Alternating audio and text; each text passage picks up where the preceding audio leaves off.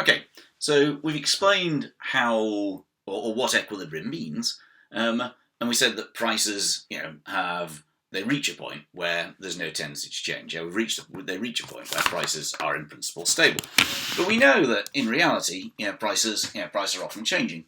So how do we how do we explain that? And the reality is, of course, that we said that prices are in equilibrium, other things being equal. So given a situation, given a particular set of supply and demand forces, price will arrive at an equilibrium. It'll stay there unless something else happens. This pen we said, was in equilibrium until some other force applies to it. It's then out of equilibrium. And now I don't know whether you're going to be able to see that, but anyway, it's stable on the table. It's back in equilibrium again. So let's imagine then what can happen in real markets. So let's suppose that we're in a situation here. There's output, there's price. So that's the quantity either supplied or demanded. That's a failed Q. Here's demand, here's supply, and let's suppose that initially we're at a price here, P1. That's the equilibrium price, because other things being equal, there's no tendency to change. Demand is equal to supply, so there's no excess demand, which would increase price, and there's no excess supply, which would reduce price. Now let's suppose that this is the market for. I mean, again, if we take take some sort of agricultural commodity of some sort, apples, I don't know, tomatoes. Let's suppose that suddenly, tomatoes come into fashion. Everybody starts wanting to do Italian cookery. Other things being, and that's irrespective of the price. Suddenly, there is a TV show about tomatoes or something, and suddenly everybody wants to buy them. So what that means is, whatever the price is, demand is now higher than it was before. So let's look at our original equilibrium price. Nothing's happened to supply. Supply is still here. We'll call that point A. And we can say that supply is QS. But demand, this blue demand curve, or whatever colour it is no longer relevant. Demand has risen to point B, or QD. So we now have excess demand of AB, or if that's 100 and that's 150, we have excess demand of 150 units. So 50 units. We have demand of 150, supply of 100, so excess demand of 50. And we know what happens because we showed what happens before. Because there's excess demand, consumers are competing for these scarce resources, and what starts to happen is that prices start to rise. So instead of prices being P1, competition between buyers, they say, well, I'll buy it for a higher price, I'll buy it for this, I'll buy it for this. And as a result of which, two things happen. One is that some consumers drop out of the market. So we end up at B dash with demand. Demand falls to QD2. But at the same time, some producers enter the market. Some firms that were previously unprofitable, they now realise that they can sell too. So supply rises to QS2. And now we still have excess demand, but instead of it being AB, it's now A dash B dash. But there's still excess demand. Therefore, prices continue to rise until we reach this point here, until we reach P3.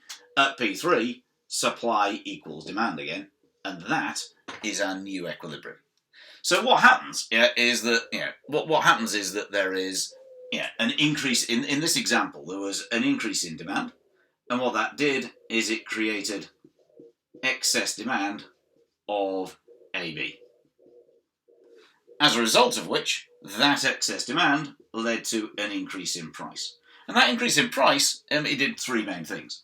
Firstly, it sent a signal to producers that more is wanted. Producers could see rising prices, and they kind of say, oh, okay, there's obviously lots of demand in the market. Why else would prices be rising? Secondly, it provides those producers with an incentive to supply more. They see the higher prices and they kind of go, great, I can make more profit. And thirdly, what it does is it rations the scarce resources, it rations them to, in theory, those people who want them the most. It rations them, in theory, to those people who have the highest utility. Yeah, so those are supply factors, and that's a demand factor. Yeah, and those three things taken together, they're called the functions of the price mechanism.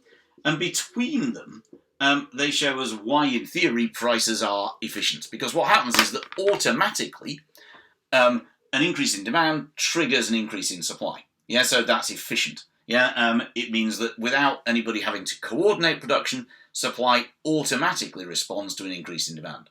But also, when we, in theory, what happens is when we're saying, well, who gets these scarce resources? Well, it's those who are willing to pay the most. Now, in theory, who's willing to pay the most? The people, in theory, willing to pay the most, yeah, are those who want it the most. Yeah, so in theory, the price mechanism ensures that resources are allocated to those who are most in need of them, most want them. Now, we know that in reality, inequalities means that, the resources actually go to all the rich people. Yeah, but in theory, yeah, that's what makes the price mechanism efficient. Okay, so that's how an increase in price occurs. Some increase, some change results in excess demand, and as a result, prices rise. So let's have a look at what could cause a fall in price. It could be as a result of a sudden increase in supply, especially if this is some sort of agricultural product. Then we know that the weather can be favourable or sometimes unfavourable, but let's suppose we get favourable weather. So we have a situation where we're in equilibrium at point A, quantity demanded equals quantity supplied. So we can say QD equals QS.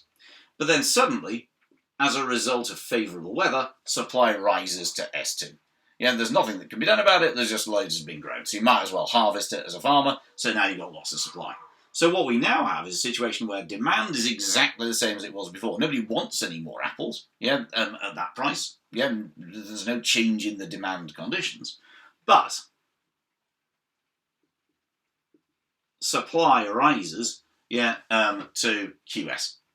Yeah, so at the original price, we now have a situation where supply is more than demand. Supply is at that level, demand is at that level, therefore we have excess supply.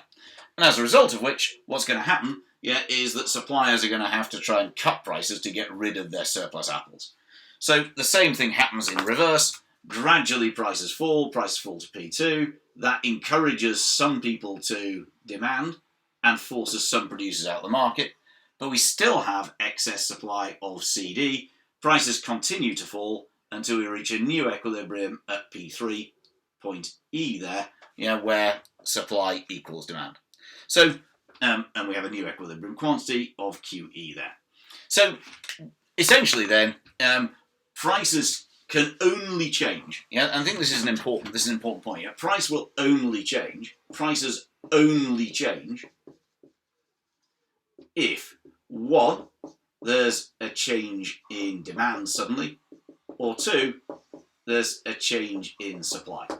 And if prices aren't where supply equals demand, then they must be changing from one to the other. So when you're looking at these things, what people tend to do is they kind of look at a factor and they decide that price has gone up or has gone down. What I want you to do when you're analysing it is decide what happens to demand or supply. Is it something that affects whether we want to buy it, or is it something that affects the ability of suppliers to produce it? And go from there.